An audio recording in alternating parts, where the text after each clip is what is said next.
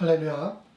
오늘은 바울이 전한 복음의 출처와 말씀의 권위라는 제목을 가지고 성경을 공부하려고 합니다.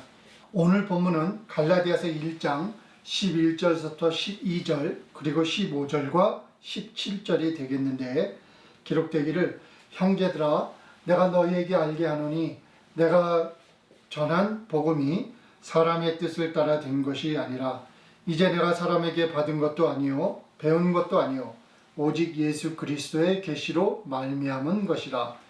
그러나 내 어머니의 태로부터 나를 택정하시고 은혜로 나를 부르신 이가 그 아들을 이방에 전하기 위하여 그를 내 속에 나타내시기를 기뻐하실 때에 내가 곧 혈육과 의논하지 아니하고 또 나보다 먼저 사도된 자들을 만나려고 예루살렘으로 가지 아니하고 오직 아라비아로 갔다가 다시 다메섹으로 돌아가느라. 오늘 본문에 속하는 갈라디아서 1장 15절부터 16절은 예수님이 복음을 이방인에게 전하기 위해서 바울을 선택하셨다고 말하고 있습니다. 기록되기를 그러나 내 어머니의 태로부터 나를 택정하시고 은혜로 나를 부르시니가 그 아들을 이방에게 전하기 위하여 그를 내 속에 나타내기를 기뻐하실 때에 내가 곧 혈육과 의논하지 아니하고 라고 기록하고 있습니다. 아울러서 사도행전 9장과 22장 그리고 26장은 바울이 예수님을 만나게 되는 극적인 사건을 기록하고 있는데, 사도행전 9장 15절을 보면은 바울을 가리켜서 주께서 가라사대 이 사람은 내 이름을 이방인과 임금들과 이스라엘 자손들 앞에 전하기 위하여 택한 나의 그릇이다 라고 기록하고 있습니다. 이렇게 예수님이 복음을 이방인에게 전하기 위해서 바울을 사도로 부르셨다고 성경 여러 곳에서는 기록하고 있습니다. 그렇다면 질문인즉 예수님이 택하셨던 12 사도들이 있었음에도 불구하고 왜 예수님께서 극적인 방법을 통해서 바울을 따로 이방인의 사도로 부르셔야 했는가라는 질문을 묻지 않을 수 없게 됩니다. 우리는 이 중요한 질문에 대한 답을 사도행전에서 찾을 수 있는데, 사도행전은 복음이 이방인들에게 전해지게 된 역사적 배경을 기록하고 있는 중요한 책입니다. 다시 말씀드리지만 그 사도행전을 저술한 그 저자가 있어요. 그리고 그 저자가 사도행전을 쓸 때 뭐 목적 없이 생각 없이 그냥 주제없는 내용을 막 쓰려고 쓴 것이 아니라 사도행전을 기록한 저자는 분명한 목적이 있었어요. 그 목적은 바로 그 예수님의 복음이 왜 또는 어떻게 어떤 과정을 통해서 어떤 계기를 통해서 이방인들에게 전파되었는가를 보여주는 것이 바로 사도행전을 기록한 그 저자의 목적이라는 것을 우리가 알고 그 사도행전을 읽어야 되는데, 그 저자의 목적을 알지 못하고 그냥 읽어버리면 그 사도행전에 기록되어 있는 내용들을 우리가 원하는 대로 저자가 의도하지 않은 다른 내용을 우리가 이해하고 읽게 된다고 말을 할 수가 있습니다. 그래서 그 사도행전의 그 흐름을 한번 간략하게 그 요약을 해보려고 하는데, 사도행전 1장 12절을 보면 기록되기를 제자들이 감람원이라 하는 산으로부터 예루살렘에 돌아오니 이 산은 예루살렘에서 가까워 안식일에 가기 알맞은 길이라, 이렇게 기록하고 있습니다. 다시 말하면 유대인들이었던 12 제자들은 유대인 종교와 그 밀접한 관계를 계속 유지하고 있었던 사실을 우리에게 말을 해주고 있는 것입니다. 그리고 사도행전 2장을 보게 되면 오순절 사건을 기록하고 있는데, 오순절 사건이 일어났던 다락방에 모여있던 12 사도들과 120여 명에 달하는 그리스도인들은 모두가 유대인이었다는 사실을 우리가 인식하는 것이 사도행전을 이해하는 데 아주 중요한 단서가 된다고 우리가 말을 할 수가 있습니다. 그래서 사도들이 또 그 다락방에 모여있던 제자들이 성령을 받고 나서 막 이제 그 사람들에게 복음을 전하기 시작을 하는데 2장 12절을 보게 되면 베드로가 11사도와 같이 서서 소리를 높여 가로되 유대인들과 예루살렘에 있는 모든 사람들아 이 일을 너희에게 알게 할 것이니 내 말에 귀를 기울이라 이렇게 말을 하고 있는데 중요한 대목이 뭡니까? 그 베드로가 복음을 전한 그 대상이 유대인들이었다는 것이에요. 이방인들이 아니었어요. 예루살렘에 있는 유대인들이 그 베드로가 전한 복음의 대상이었다는 사실을 사도행전 저자는 우리에게 지목해 주고 있고 사도행전 2장 22절을 계속해서 보면 말하기를 베드로가 이스라엘 사람들아 이 말을 들으라 이렇게 말을 시작을 하고 있는 것을 우리가 알 수가 있습니다. 그래서 사도행전 3장 12절을 또 보게 되면 베드로가 또 그 설교를 하게 되는데 기록되기를 베드로가 이것을 보고 백성들에게 말하되 이스라엘 사람들아 이 일을 왜 기히 여기느냐라고 또 복음을 전하는데 그 복음의 대상이 누구예요? 이스라엘 사람들이었다는 것이에요. 사도행전 4장 10절을 넘어가면 베드로가 유대인 지도자들에게 또 설교를 하는데 말하기를 너희와 모든 이스라엘 백성들은 들으라. 이렇게 또 그 대상이 이스라엘 민족이었던 것을 사도행전 저자는 우리에게 말을 해주고 있는데 지금 사도행전 저자가 우리에게 전해주는 그 중요한 메시지는 뭐냐면 12제자들과 베드로를 포함한 12제자들은 지금 예수님이 메시아라는 그 복음의 메시지를 이스라엘 민족에게만 전했다는 사실을 우리에게 강조해주고 있다는 사실을 우리가 알고 이 사도행전을 읽는 것이 중요하다고 본인은 생각을 합니다. 그래서 전에 말씀드린 부분을 다시 반복해서 말씀드리지만 사도행전 10장에 이르러서 그 하나님이 율법을 지키지 않는 이방인들에게 구원을 허락하신 사실에 그 12제자들을 비롯한 유대 그리스도인들이 놀랐던 사실을 사도행전 저자는 우리에게 말을 해주고 있고 그 12제자들뿐 아니라 당시 12제자들을 따라서 예수님을 메시아로 인정했던 유대 그리스도인들도 하나님께서 이방인들에게 구원을 허락한 사실에 놀랐다고 사도행전 저자는 우리에게 말을 해주고 있습니다. 그리고 사도행전 11장 19절과 20절을 보면 당시 유대인들과 12제자들은 유대인들에게만 예수님이 메시아라는 복음을 전했다고 분명하게 기록을 해주고 있어요. 그리고 제가 또 여러 번 말씀을 드렸지만 이 12제자들과 그 당시 12제자들의 복음을 믿고 예수님을 메시아로 영접했던 유대 그리스도인들의 다수는 예수님을 인류를 구원할 하나님의 메시아로 인식한 것이 아니라 이스라엘 왕국을 회복할 다윗의 후손으로 그런 차원의 메시아로 인식을 하고 예수님을 메시아로 영접했던 사실을 아는 것이 사도행전을 이해하는 데 아주 중요한 키포인트라고 본인은 생각을 하고 있습니다. 그래서 사도행전 1장 6절에서 벌써 기록하기를 그 제자들이 그 부활하신 예수님에게 묻는 질문이 기록되어 있는데 뭐라고 되어 있는가 하면은 저희가 모였을 때에 예수께 묻자와 그러되 주께서 이스라엘 나라를 회복하심이 이때이니까 라고 묻고 있어요. 지금 세계 인류를 구원할 그 하나님의 목적에 대해서는 관심도 없고 알지도 못하던 사람들이에요. 이스라엘의 회복만을 기다리던 사람들이에요. 그래서 이 세상에서 잘 살겠다고 하는 꿈을 가졌던 사람들이었던 것이죠. 그래서 사도행전을 저술한 그 누가복음 저자도 누가복음 24장 21절에서도 말을 하고 있는데 그 엠마오로 가는 그 두 제자가 있었는데 그 제자들에게 예수님이 다가갔을 때 그 두 제자들이 예수님께 하는 말이 뭐냐면 우리는 이 사람이 즉 예수님이 이스라엘을 구속할 자라고 바랐노라 이렇게 기록을 하고 있습니다. 그래서 우리가 지금 사도행전 저자가 우리에게 전하고자 하는 메시지는 뭐냐면 지금 그 12제자들과 당시 예루살렘에 모여있던 그리스도인들은 인류 구원에 대한 생각은 전혀 갖고 있지 않던 사람들이라는 것을 강조해주고 있는 것이에요.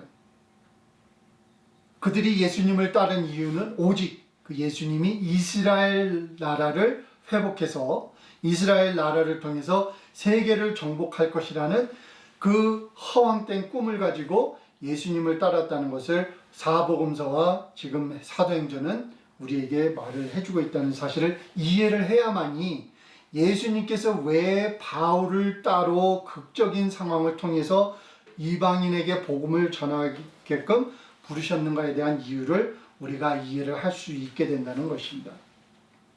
그래서 사도행전을 계속해서 읽어보면 6장부터 그 예루살렘 교회 내에 유대주의자들과 율법을 지키지 않는 헬라파 유대인들 사이에 분열이 생기는 것을 기록하고 있고, 사도행전 7장에서는 스데반 집사가 유대인들의 성전에는 하나님이 없다고 선언했다가 순교를 당하죠.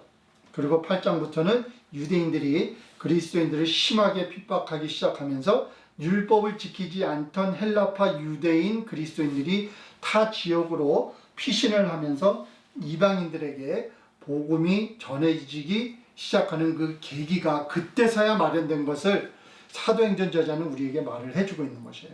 그 전까지는, 그 핍박이 일어나기 전까지는 복음을 전수받았던 12제자들과 12제자들을 따랐던 유대 그리스도인들은 예루살렘 안에서 유대인들에게만 예수님이 그리스도라고 하는 사실을 전하면서 이스라엘 왕국의 회복을 기다렸고, 세상이 어떻게 돌아가는가는 그들의 관심사가 아니었다는 것을 우리가 이해하는 것이 중요합니다. 그러면서 9장에서 바울이 예수님을 만나면서 기독교로 전향을 하는 그 사건이 기록되어 있고, 9장에 또 그 도르가라고 하는 그 여제자와 또 10장에 기록되어 있는 고넬료 사건을 통해서 하나님은 율법을 지키는 유대인들을 찾으시는 것이 아니라 유대인들이건 이방인이건 오직 생활 터전에서 어려운 이웃을 돕고 바르게 사는 사람들을 찾으시고 그들을 축복하시는 하나님이시라는 메시지가 전개되면서 그 율법을 반드시 지켜야 되고 하나님을 만나려면 성전에 반드시 모여야 된다고 주장하던 그 유대인들과 이제 그 돌아설 수 없는 두 갈래 길을 따로 가게 되는 그 사건이 전개되기 시작을 합니다. 그러면서 사도행전 13장부터는 유대인들의 그 교회에 대한 핍박이 거세지면서 하나님의 촛대가 이방인들에게 옮겨질 수뿐이 없는 상황이 전개된 사건들을 기록하면서 바울을 중심으로 복음이 이방인들에게 전해지기 시작하는 변화를 사도행전 저자는 기록을 해주고 있습니다. 그래서 구체적으로 사도행전 안에서 그 복음이 어떻게 이방인들에게 전해지게 됐는가라고 하는 사건을 한 세 군데서 기록을 해주고 있는데, 살펴보게 되면은 사도행전 13장 46절부터 48절에 바시디아 안디오게라는 그 지역에서 일어난 사건을 기록하고 있는데, 이렇게 기록되어 있습니다. 바울과 바나바가 담대히 말하여 가로되 하나님의 말씀을 마땅히 먼저 너희에게, 즉 유대인들에게 전할 것이로되 너희가 버리고 복음을 버리고 영생 얻음에 합당치 않은 자로 자처하기로 우리가 이방인에게로 향하노라, 이렇게 말을 하고 있어요. 다시 말하면 하나님께서 이스라엘 민족과의 약속을 지키기 위해서 그 구원의 메시지를 이스라엘 민족에게 먼저 전했다는 것이에요. 근데 이스라엘 민족이 예수님을 인류를 구원할 메시아로 인정하지 않았기 때문에, 하나님의 메시지를 거부했기 때문에 어쩔 수 없이 이방인에게 이 복음이 전해질 수뿐이 없다라고 지금 사도행전 13장에서 지금 말을 해주고 있는 것입니다. 그래서 47절을 계속 읽어보면 주께서 이같이 우리를 명하시되 내가 너를 이방의 빛을 삼아 너로 땅 끝까지 구원하게 하리라 하셨느니라 하니 이방인들이 듣고 기뻐하여 하나님의 말씀을 찬송하며 영생을 주시기로 작정된 자는 다 믿더라, 이렇게 기록되고 있습니다. 또 사도행전 18장 5절부터 6절을 보게 되면 고린도에서 일어난 사건을 기록하고 있는데, 기록되기를 실라와 디모데가 마게도냐로 내려오매 바울이 하나님의 말씀에 붙잡혀 유대인들에게 예수는 그리스도라 밝히 증거하니 저희가 대적하여 회방하거늘 바울이 옷을 떨어 가로되 너희 피가 너희 머리로 돌아갈 것이 나는 깨끗하니라. 이후에는 이방인에게로 가리라 하고, 그 유대인들이 복음을 믿지 않았기 때문에 할 수 없이 이방인에게로 복음이 전해질 수뿐이 없는 상황이 전개된 것을 또다시 기록을 해주고 있는 것입니다. 마지막으로 사도행전의 마지막 부분인 28장 27절에 보면은 이렇게 기록이 되어 있어요. 그러니까 사도 바울께서 이스라엘 유대 종교 지도자들과 이스라엘 민족에게 복음을 계속 전하는데 그들이 계속 반대를 하니까 이제 사도 바울이 구약을 인용해서 말을 하고 있습니다. 이 백성들의 마음이 완악하여서 그 귀로는 둔하게 듣고 그 눈을 감았으니 이는 눈으로 보고 귀로 듣고 마음으로 깨달아 돌아와 나의 고침을 받을까 함이라 하였으니 그런즉 하나님의 이 구원을 이방인에게로 보내신 줄 알라. 저희는 또한 들으리라 하더라. 이렇게 기록하고 있습니다. 사도행전의 마지막 장인 28장 마지막 부분에서 이 복음이 왜 바울을 통해서 이방인들에게 전해지게 된 것인가를 지금 설명해 주고 있는 거예요. 왜냐하면 유대인들은 하나님이 이방인의 하나님이라는 사실을 이해할 수 없었고 그들이 주장하는 율법을 지키지 않고 하나님의 자녀가 된다는 것을 이해할 수가 없었고 할례를 받지 않고 하나님의 자녀가 될 수 있다는 사실을 이해를 할 수가 없었기 때문에 예수를 믿는 믿음으로만 하나님의 자녀가 되고 예수를 믿는 믿음으로만 우리의 죄사함을 받는다는 그 순수한 복음을 유대인들은 받아들일 수가 없고 오히려 이 메시지를 전하는 바울과 다른 기독교인들을 이단으로 몰고 그들을 심하게 핍박했던 것이에요. 그래서 할 수 없이 복음이 이방인에게 전해질 수뿐이 없었다고 사도행전 저자는 우리에게 말을 해주고 있습니다. 그래서 사도행전 11장 25절부터 26절에 굉장히 중요한 사건이 기록되어 있는데 읽어보면 바나바가 사울을 찾으러 다소에 가서 만남에 안디옥에 데리고 와서 둘이 교회에 1년간 모여서 큰 무리를 가르쳤고 제자들이 안디옥에서 비로소 그리스도인이라 일컬음을 받게 되었더라. 그래서 안디옥에 지금 교회가 생겼는데 바나바는 사실 순수 복음을 전한 사람이 아니에요. 그도 율법을 지키고 율법을 가르치고 율법을 강요한 사람이 있어요. 그래서 안디옥에서 율법을 강요하면서 이방인들에게 복음을 전하려니까 이게 먹혀 들어가지가 않는 것이죠. 오늘 유대인들이 우리한테 와가지고 구원을 받으려면 할례 받아야 되고 율법을 지켜야 된다 그러면 한국교회에 몰려들 사람 하나도 없습니다.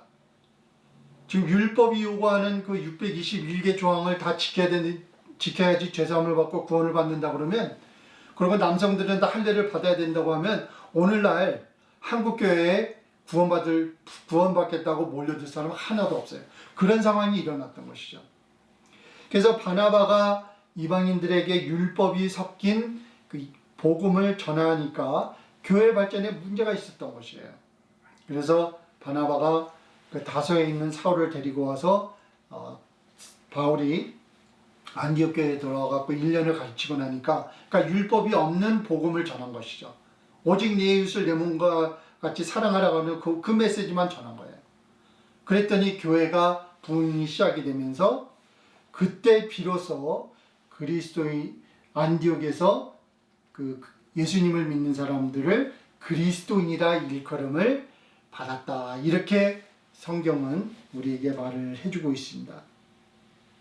그래서 좀 사도행전을 마지막으로 정리를 하기 위해서 사도행전 1장 8절을 보게 되면 이렇게 기록이 되어 있어요. 예수님께서 제자들에게 말씀하시기를 오직 성령이 너희에게 임하시면 너희가 권능을 받고 예루살렘과 온 유대와 사마리아와 땅 끝까지 이르러 내 증인이 되리라 하고 말씀을 하셨어요. 그게 하나님의 목적이에요.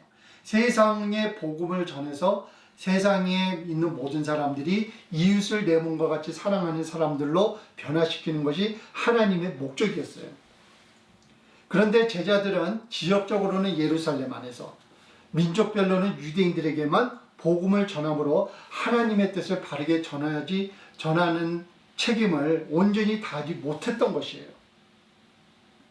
그래서 이런 역사적인 배경을 이해해야만이 예수님께서 왜 바울을 사도로 부르셔서 이방인에게 복음을 전하는 책임을 특별하게 부여했는가를 이해할 수가 있게 된다고 본인은 생각을 합니다.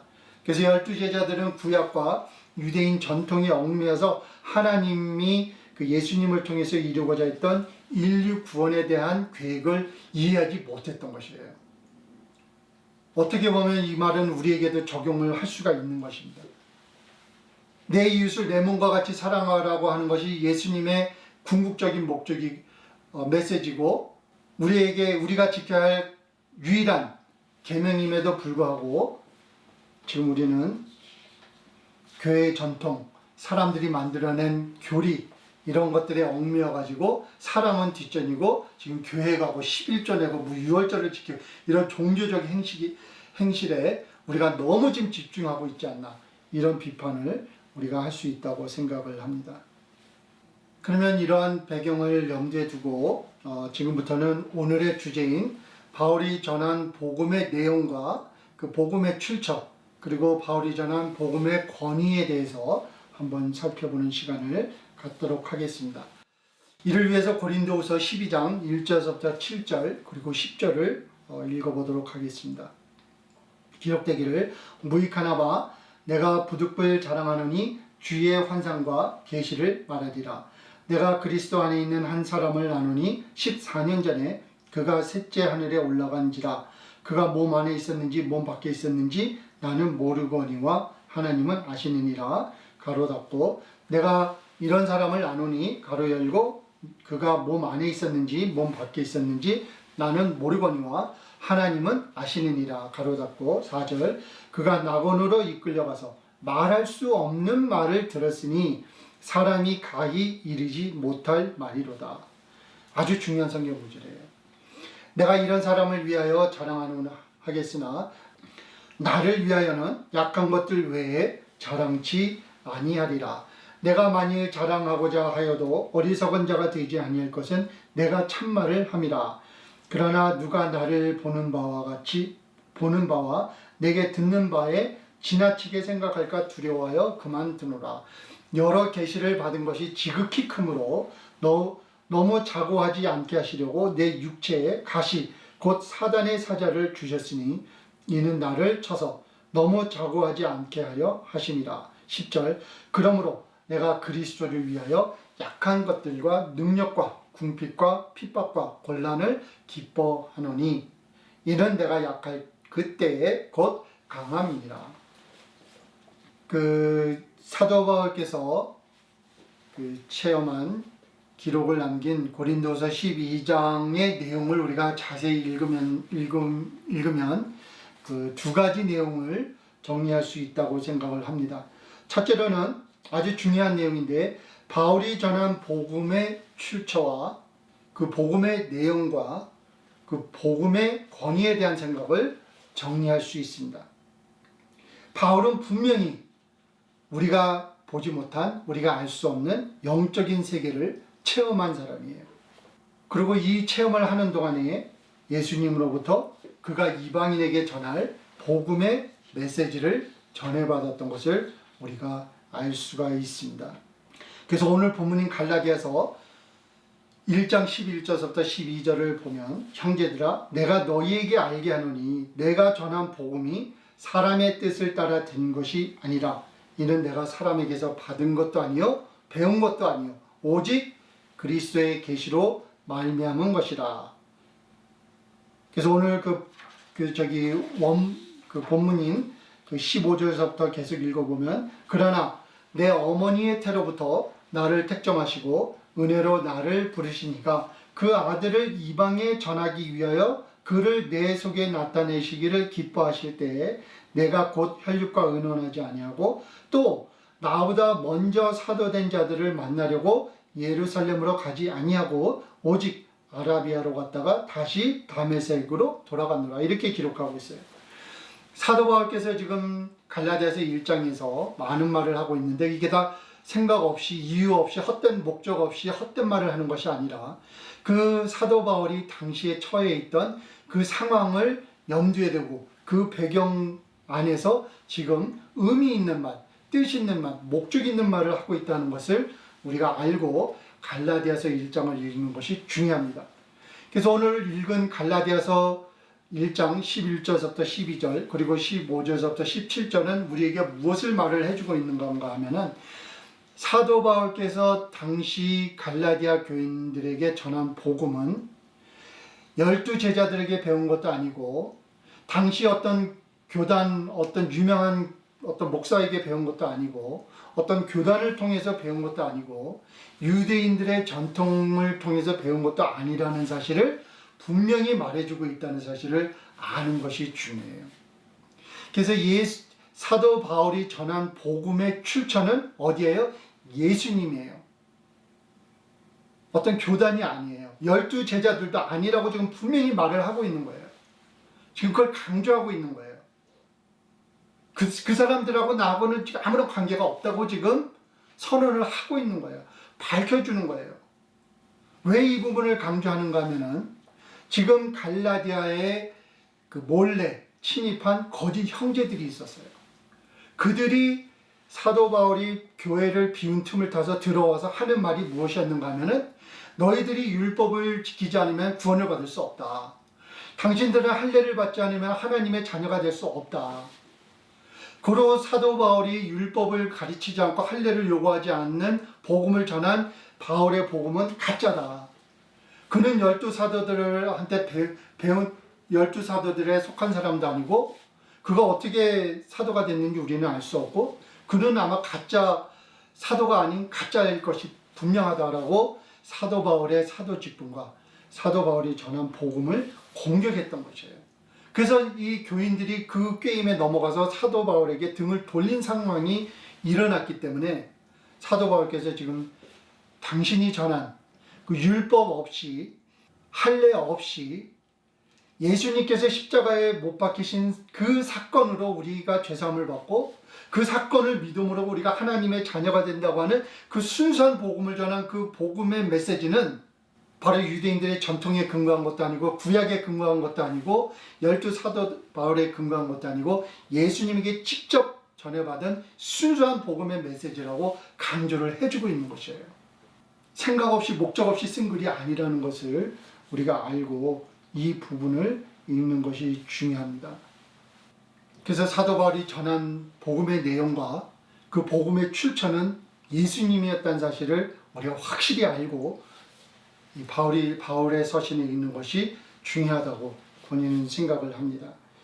두 번째로는 큰 문제인데 예수님께서 바울에게 이방인들에게 전하라고 하신 복음의 메시지에는 율법을 가르쳐라 또 율법을 요구하라고 하는 그 내용이 없었어요. 오히려 그 내용을 절대로 전해서는 안 된다고 사도 바울에게 예수님께서 명령하신 것을 우리가 알 수가 있습니다. 그래서 사도 바울이 복음을 전하면서 우리가 구원을 받는 것은 예수님께서 십자가에 흘리신 보혈로 우리의 죄사함을 받고 그 사실을 우리가 믿음으로 하나님의 자녀가 돼서 우리가 이제는 하나님께 나아가서 아버지라 부르며 우리가 하나님께 기도하고 하나님의 축복을 누릴 수 있는 하나님의 자녀가 됐다고 선언을 한 것을 이스라엘 민족은 받아들일 수가 없었고 이것을 이단적 교리로 받아들이고 교회를 핍박하기 시작했던 것을 우리가 알아야 된다는 것이에요. 할례를 받지 않고 하나님의 자녀가 될 수 있다는 생각을 유대인들은 12사도들을 포함한 유대인들은 생각을 할 수가 없었고 율법을 지키지 않고 죄사함을 받을 수 있다는 사실을 유대인들은 받아들일 수가 없었던 거예요. 이것은 12제자들을 포함한 그때 상황이었던 것을 우리가 아는 것이 중요합니다. 그리고 건물 성전에 가지 않고 건물 성전에다가 헌금을 바치지 않고 제사장 앞에 가서 기도받지 않고 하나님 앞에 나아갈 수 있는 길이 열렸다는 사실을 유대인들로선 받아들일 수가 없었던 것이에요. 그리고 이 복음은 유대인 종교 지도자들의 권위를 공격하는 그들의 생계를 위협하는 위험한 메시지였기 때문에 그들은 힘을 모아서 기독교를 핍박하기 시작했던 것입니다. 그래서 유대인들이 기독교를 핍박하고 바울을 핍박한 이유가 바로 율법의 문제였다는 것을 아는 것이 너무너무 중요하다는 사실을 우리가 알고 갈라디아서를 읽는 것이 중요합니다. 그래서 갈라디아서 5장 11절에서는 사도 바울이 우리에게 말하기를 형제들아 내가 지금까지 할례를 전하면 어찌하여 지금까지 핍박을 받으려 그리하였으면 십자가에 거치는 것이 그쳤으리라. 할례와 율법을 가르치지 않았기 때문에 핍박을 받은 것이에요. 그만큼 할례와 율법을 지키지 않는 것은 우리 그리스도인들이 철저하게 지켜야 할 복음의 원칙이라는 것을 우리가 정리할 수 있어야 된다고 본인은 생각을 합니다. 그래서 이런 배경을 두고 우리가 갈라디아서 1장을 한번 살펴보겠는데, 갈라디아서 1장 1절을 보게 되면 이렇게 기록이 되어 있어요. 사람들에게서 난 것도 아니요 사람으로 말미암은 것도 아니요 오직 예수 그리스도와 및 죽은 자 가운데서 그리스도를 살리신 하나님 아버지로 말미암아 사도된 바울은, 벌써 1장 1절에서부터 사도 바울은 순수한 인사를 하는 글을 전하는 것이 아니라 지금 바울을 공격하고 바울이 전한 복음을 공격하고 십자가의 사건을 공격하는 이 거짓 형제들을 대적하는 차원에서 지금 사실적인 복음을 전하고 있는 것이에요. 다시 읽어볼게요. 사람들에게서 난 것도 아니요 사람으로 말미암은 것도 아니요 오직 예수 그리스도와 및 죽은 자 가운데서 그리스도를 살리신 하나님 아버지로 말미암아 사도된 바울은, 이렇게 처음부터 사도 바울은 자기의 사도 직분과 자기가 전한 복음을 변호하는 말로 갈라디아서를 시작을 하고 있습니다. 그래서 인사가 끝난 후 갈라디아서 1장 6절부터 9절은 율법을 가르치고 강요하는 자들에 대한 저주를 퍼붓고, 율법이 담긴 교훈은 순수한 그리스도의 복음이 아닌 이단적 교리라고 선언을 하고 있습니다. 그래서 우리가 지난번에 공부했듯이 1장 6절부터 9절 사이에 말하는 다른 복음이라는 것은 예수님이 십자가에 못 박혀서 죽으심으로 말미암아 우리 죄가 사함을 받고 그 사건을 믿음으로 우리가 하나님의 자녀가 된다는 그 사실 외에 너희들은 율법을 지켜야 된다, 11조를 내야 된다, 주의를 지켜야 된다, 이거 안 지키면은 하나님한테 천벌을 받는다, 이런 거짓 교리를 복음이라는 이름으로 포장해서 가르치는 당시 거짓 형제들의 전한 복음을 지금 다른 복음이라고 사도 바울은 단정을 지으면서, 그 다른 복음은 율법을 강요하고 율법을 지키라고 가르치는 그 교리는 하나님에게 속한 것이 아니라고, 순수한 복음이 아니고 복음을 변절시킨, 이단화시킨 거짓된 복음이라고 1장 6절부터 9절은 지금 말을 해주고 있는 것입니다. 그리고 갈라디아서 1장 10절에서 바울은 다시 말하기를, 바울이 고난받는 것을 피하려면은 율법을 전했으면은 고난을 피할 수 있었다고 지금 말을 하면서, 이제 내가 사람들에게 좋게 하랴, 하나님께 좋게 하랴, 사람들에게 기쁨을 구하랴, 내가 지금까지 사람의 기쁨을 구하는 것이었다면 그리스도의 종이 아니니라. 내가 핍박을 면하기 위해서 내가 세상의 권세, 세상의 경제적 혜택을 다 계속 누리기 위해서 타협을 했다면 내가 핍박을 안 받았을 것이고, 문제는 그랬으면은 내가 그리스도의 종이 되지 못했다, 이렇게 지금 말을 하고 있는 것을 우리가 알 수가 있습니다. 그래서 오늘 본문인, 그러면서 갈라디아서 1장 11절부터 11절 오늘 본문으로 넘어가는데, 사도 바울은 오늘 본문에서 사도 바울이 우리에게 전한 복음은 바로 하나님 예수님으로부터 직접 전해받은 복음이라고 강조를 해주고 있는 것이에요. 그래서 갈라디아서 1장 18절부터 20절을 또 계속 읽어보면은 기록되어 있기를, 그 3년 만에 내가 게바를 신방하려고 예루살렘에 올라가서 저와 함께 15일, 딱 15일만 있었다는 것이에요. 유할세 주의 형제 야고보 외에 다른 사도들을 보지 못하였노라. 다른 사람 아무도 못 봤다는 것이죠. 보라, 내가 너에게 쓰는 것은 하나님 앞에서 거짓말이 아니로다. 이렇게 지금 말하고 있어요. 왜 이런 말을 합니까? 왜냐하면 당시 바울을 공격하고 바울의 복음을 공격했던 거짓 형제들이 12제자들은 모든 것을 알고 그들한테 바울이 복음을 배웠는데 지금 그들한테 배운 올바른 복음을 전하지 않고 지금 가짜 복음을 전하고 있다고 거짓말을 하니까 사도 바울께서 지금 갈라디아서 1장에서 강조하는 것은 나는 12사도들한테 배운 것이 하나도 없다. 나는 그들을 통해서 나는 사도가 된 것이 아니다. 내가 전하는 복음은 예수님으로 직접 받은 복음이다. 이런 말들을 강조하고 있는 것을 우리가 알고 갈라디아서 1장을 읽게 되면은 우리가 많은 것을 이해할 수 있다고 본인은 생각을 합니다. 그래서 말씀을 결론을 내리겠습니다. 그래서 그 성경을 보게 되면 12제자들은 유대인들의 전통을 버리지 못함으로 예수님이 전하신 순수한 복음을 바르게 이해하지 못했어요. 그리고 유대인들이 전한 그 순수한 복음을 통해서 이스라엘이 회복이 되면 자기들이 세상에서 떵떵거리고 살 수 있다는 그 자기들 생각에 도취가 돼서 복음의 메시지를 바르게 이해하지 못했을 뿐 아니라 오히려 복음을 가로막는 그런 실수를 저지르고 말게 된 것을 우리는 알 수가 있게 됩니다.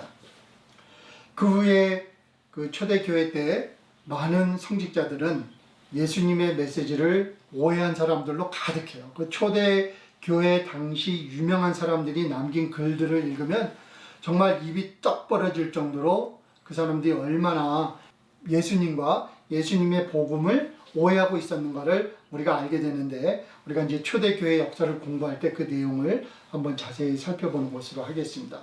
그리고 나서 이제 조금 있다가 한 300년 주후 한 300여 년경에 천주교가 생기면서 기독교는 교회 확장과 부를 쌓는 목적으로 이 성경을 팔아먹기 시작한 거예요.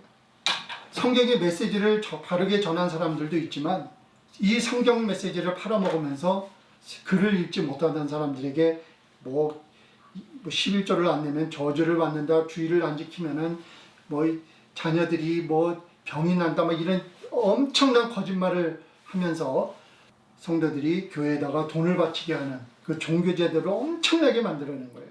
그래서 1500년경에 마틴 루터가 보다 못해서 교회 개혁을 시도를 했고 지금까지 오면서 아직 완전히 복음이 회복되지 못했다고 본인은 생각을 하고 있습니다. 그래서 성경을 보면 볼수록 딱 한 가지로 요약을 할 수 있는데 예수님은 우리에게 딱 한 가지를 요구하셨어요. 딱 한 가지예요. 그건 뭐냐면 우리의 이웃을 사랑하는 것입니다. 아가페적인 사랑을 우리 가정에서, 직장에서, 그리고 교회에서 우리가 만나는 형제 자매와 나누고 실천하는 것을 하나님께서는 우리에게 바라시는 것이에요. 그것 외에는 없어요.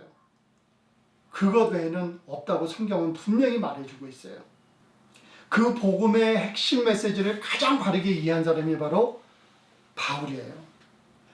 그 십자가의 사건을 너무 확실하게 이해를 했기 때문에 그가 가지고 있던 사회적 지위도 버리고 그가 누리던 경제적 안정도 다 버리고 거지가 돼서 맨날 매 맞고 맨날 배굶고 맨날 손가락질 당하면서 복음을 전한 사도 바울을 오늘 우리가 한번 다시 기억을 하면 좋겠다는 생각입니다.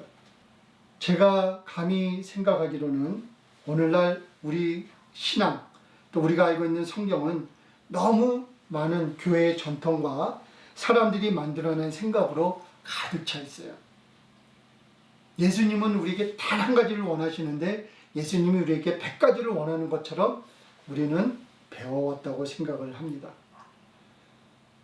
하나님은 우리 가정에서 또 우리가 속한 직장과 사회에서 특히 우리 교회에서 예수님이 보여주신 그 아가페적인 사랑, 우리가 만나는 사람을 긍휼히 여기고 우리가 만나는 사람의 고민을 해결해 주기 위해서 기도하며 시간을 나누고 그들과 함께 하나님의 복음을 나누는, 그래서 우리 가정과 우리가 속한 사회와 교회가 사람들이 살 수 있는 공간으로 만들어가는 것을 하나님께서는 원하시는 것이에요. 종교적인 행실이 아닙니다. 종교적인 행실이 아니에요. 사도 바울이 그 고통을 받으며 갈라디아 교인들에게 복음을 전한 목적이 있다고 갈라디아서 4장 19절에서 말을 해주고 있는데, 기록하기를 나의 자녀들아 너희 속에 그리스도의 형상이 이르기까지 다시 너희를 위하여 해산하는 수고를 하노라. 그리스도의 형상을 우리 안에 이루어지기를 원하는 것이 그가 전하는 복음의 목적이라고 말을 해주고 있습니다.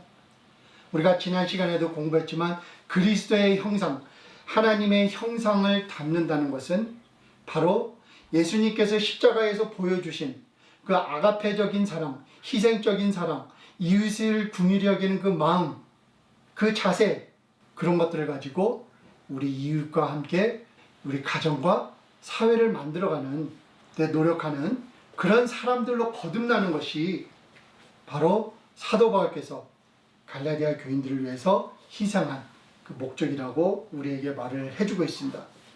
오늘 갈라디아서 4장 19절을 우리 마음속에 또 두시고 일주간 살아가시면서 우리 안에 그리스도의 형상이 이루어지는 그 한 주간을 살아가시는 여러분과 제가 되기를 주님의 이름으로 기원합니다. 감사합니다.